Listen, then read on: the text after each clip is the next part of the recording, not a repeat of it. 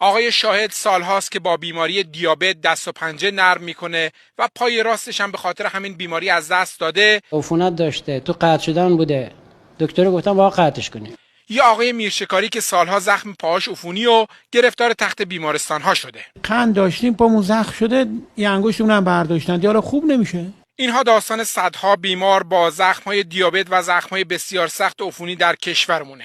تصادف کرده بودم، بررسی تصادف که پام شکسته بود، پام زخم شدید داشته، به عفونت گرفته بوده. 30 سال درگیر زخم. 1 سال پیش تصادف کردم، پاشنه پام کنده شد. متاسفانه بسیاری از زخم‌های شدید باید عضو عفونی را برای درمان قطع می‌کردند. وجود بیماری‌های مزمن و بیماری‌های زمینه‌ای که از گذشته داشتن، بیماران در آستانه یک معلولیت گسترده‌ای هستند. اما حالا مدتی است که دانشمندان کشورمون با فناوری هسته‌ای در درمان زخم‌های بسیار سخت و عفونی با تحولی شگرف توانستن امید را در دل این بیماران زنده کنند.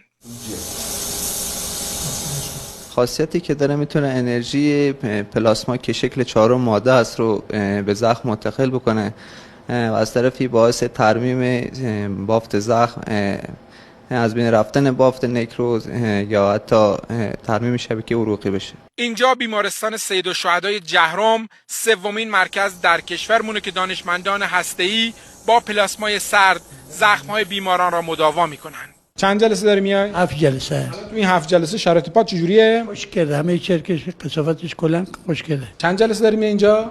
8 جلسه. چجوری بودن شرایط زخمتون؟ خیلی بهتر شده. عفونت اینا نداره دیگه؟ نه دیگه.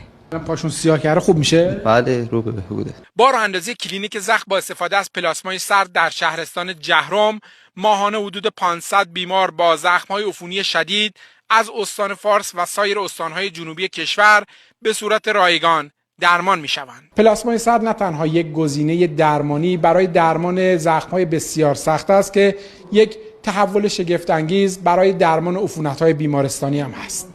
صیاد جوکار، خبرگزاری صدا و سیما، شهرستان جهرم.